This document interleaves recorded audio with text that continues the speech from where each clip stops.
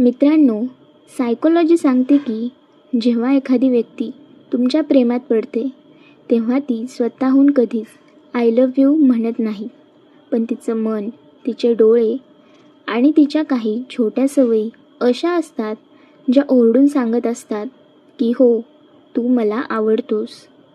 आज आपण अशाच एका सत्य परिस्थितीवर आधारित सायकोलॉजिकल कथेचा भाग पाहणार आहोत, ज्यातून तुम्हाला समजेल की तिच्या मनात नक्की काय चालले.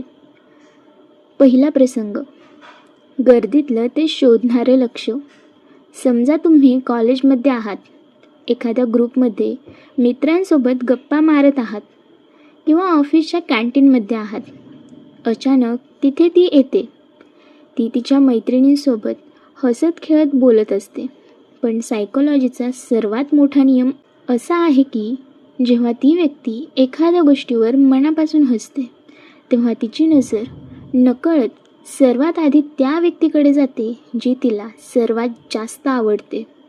जर ती हसताना किंवा ग्रुपमध्ये काहीतरी आनंदाची गोष्ट घडताना थेट तुमच्या डोळ्यात पाहत असेल तर समजून जा भावा, तिच्या मनाचा कॅमेराचा फोकस फक्त तुमच्यावर लॉक झाला आहे. दुसरा प्रसंग, संवादाची ती छोटीशी ओढ. मुलींना त्यांच्या प्रायव्हेट स्पेसमध्ये किंवा कामात असताना कोणी त्रास दिलेला आवडत नाही.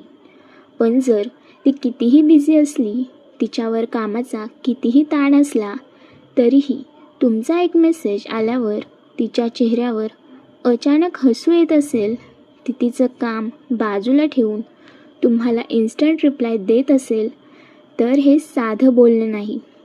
सायकोलॉजीनुसार आपण त्याच व्यक्तीला सर्वात आधी वेळ देतो ज्याला आपण आपल्या आयुष्यात सर्वात जास्त महत्त्व देतो. जर ती तिच्या मैत्रिणींना सोडून तुमच्याशी तासनतास बोलण्यात रमत असेल, तर तिच्या मनात तुमच्यासाठी एक हक्काची जागा तयार झाली आहे. तिसरा प्रसंग, काळजी आणि छोटासा सुप्त हेवा. जेव्हा आपण एखाद्याच्या प्रेमात पडतो तेव्हा आपली काळजी घेण्याची पद्धत बदलते.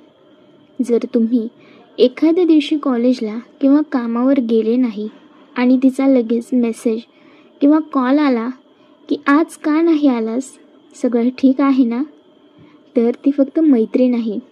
त्याहूनही मोठी गोष्ट म्हणजे जेव्हा तुम्ही इतर कोणत्याही मुलीशी हसून बोलत असता आणि तिने ते पाहिल्यावर तिच्या चेहऱ्यावरील हसू अचानक गायब होत असेल, ती थोडी शांत किंवा चिडचिड करत असेल, तर हा सायकोलॉजीचा सर्वात मोठा संकेत आहे. तिला तुम्हाला गमावण्याची भीती वाटते.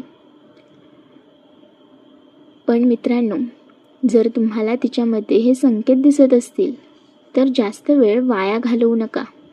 पण त्याचवेळी घाई गडबड करून नातं खराबही करू नका. समोरच्या व्यक्तीच्या भावनांचा आदर करा. जर ती तुमच्यासाठी वेळ काढत असेल तर तिला तितकाच आदर आणि सुरक्षितता द्या. नातं हे जबरदस्तीने नाही तर विश्वासाने आणि समजूतदारपणाने बनतं. स्वतःवर विश्वास ठेवा, स्वतःच्या करिअरवर लक्ष द्या आणि खऱ्या प्रेमाची किंमत ओळखा. तुम्हाला तुमच्या आयुष्यात असा संकेत कधी मिळाला आहे का? तिने कधी तुमच्यासाठी अशी काळजी दाखवली आहे का? मला कमेंट बॉक्समध्ये नक्की सांगा.